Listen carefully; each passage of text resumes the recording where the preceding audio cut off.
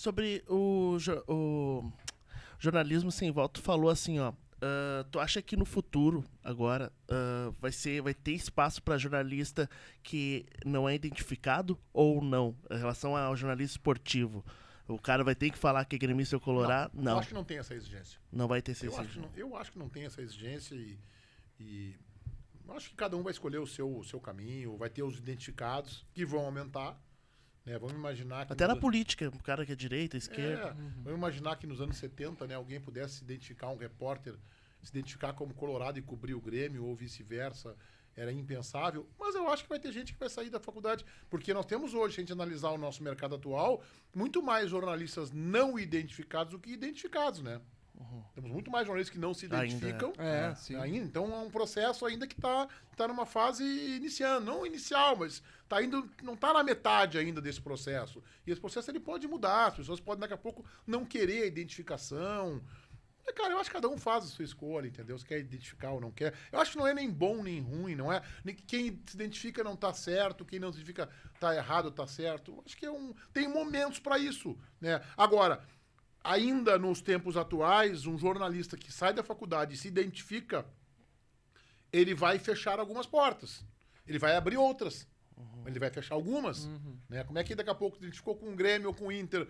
Como é que ele vai apresentar daqui a pouco numa emissora mais tradicional, mais ortodoxa? Será que, por exemplo, a RBS TV permitiria que alguém identificado com o Inter ou Grêmio apresentasse? A Bandeirantes permite. Mas antes de eu virar colorado, eu assumisse meu coloradismo, eu discuti isso com São Paulo.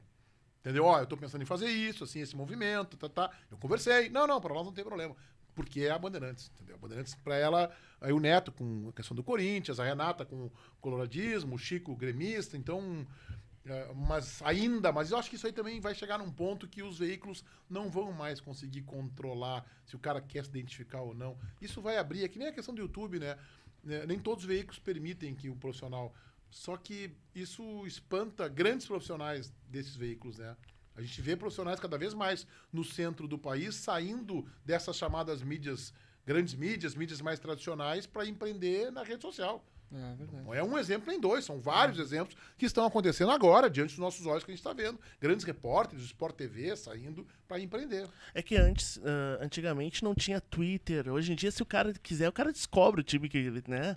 Muito difícil. Como é que o cara vai começar a fazer jornalismo esportivo, né, sem ter um time? É muito difícil, não tem como isso acontecer. Todo mundo tem. Claro, Tem um time, claro. né? Claro. Só tem que tentar ser, né, fazer uma opinião imparcial, né, Notec? Tentar ter exatamente.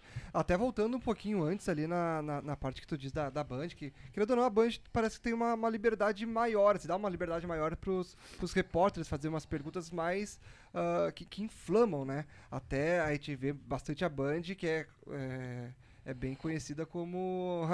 que parece que odeia o Renato, né? Que sempre vão lá e fazem aquelas perguntas mais ardilosas, assim. E eu queria saber, vocês comentam assim, vamos perguntar hoje pro Renato. Vocês odeiam o Renato? Vamos perguntar algo hoje pra causar polêmica, pra dar view. Vocês procuram isso? Não é orquestrado isso. Não é orquestrado, super natural. Mas uma coisa que eu te digo, eu sempre digo que a Band não faz esporte. O departamento de esporte. A Band faz jornalismo esportivo. Né? E se criou essa figura da Band que vocês estão falando, odeia o Renato, a partir do momento em que ele nos chama de recalcados da bola, uma semana depois do programa estrear, o que é maravilhoso, né? Que é lindo. Adoraram. Explodiu de audiência. Faz tempo que ele não fala até. Faz aí algumas horas que o Renato não nos... Agora ele tá com outras broncas. Maiores ou menores, tá com outras broncas. Mas a gente não leva livre. Tanto é que o Internacional teve um vice-presidente de futebol bem pouco tempo atrás, que ficou 8 meses na entrevista pra Band em função de críticas que eu fiz a ele no Donos da Bola e no meu canal do YouTube. Entendeu? Que eu tô falando do Emílio Papaléu. Então não é só com o Renato que se tem isso. Né? Tem com todos. O presidente Bolzan, quando eu tinha uma coluna no Metro, ainda antes de eu ir para São Paulo, ali por 2015, eu fiz uma coluna assim, desça das costas de Fábio Koff, presidente Bolzan. E ele suspendeu a entrevista à Bandeirantes.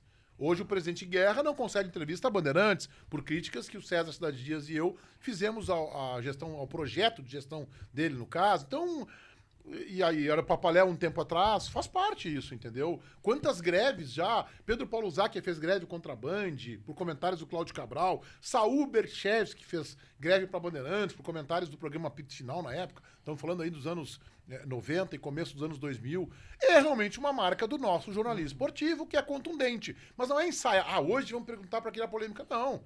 Não é, são coisas normais. Aliás, o Matheus Dávila hoje teve uma entrevista coletiva do Renato e o Matheus Dávila fez a grande pergunta, na minha opinião, respeitando os colegas, pro Renato. Ele perguntou, Renato, eu também, ele até brincou assim, eu também já fui punido por algum delito lá na Bandeirantes, mas você não ficou sabendo. Por que dá tanta publicidade pra esse episódio com o Adriel? Eu vi essa, por isso que eu perguntei. Foi uma baita pergunta. Foi uma baita pergunta, claro. Entendeu? A pergunta é maravilhosa. Saiu do das mesmices. Não respondeu, eles foi... Porque aí o Dávila fez uma outra pergunta e o Renato malandramente desviou.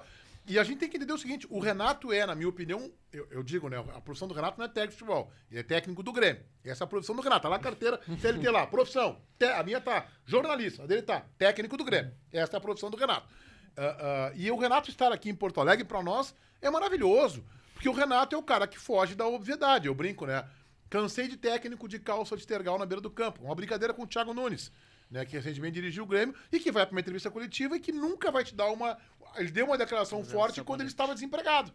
Que ele deu lá criticando o Grêmio. Mas ele empregado, ele vai ali no feijão com arroz. Não, aquele cara que come feijão com arroz, pega o teu prato, que tu vai botar na máquina de lavar, tu não precisa nem passar na água. Ele tá limpinho, é assim. O Renato não. Renato, em 10 minutos de entrevista, ele já diz um monte de coisa, deu um monte de vídeo para todos nós, um monte de manchete. Que bom que o Renato é assim. Que bom que ele como essas figuras como o Maicon, Renato, D'Alessandro, eu quero mais elas aqui em Porto Alegre, trabalhando e vivendo futebol e sendo protagonistas. Agora, não é pensado, orquestrado, vamos fazer uma pergunta hoje para... Não, cara, são processos naturais diante de entrevistados que se expressam bem e se expressam com contundência. Eu nem vou falar muito alto para o pessoal do centro do país não ouvir, mas imagina o Renato técnico da seleção brasileira.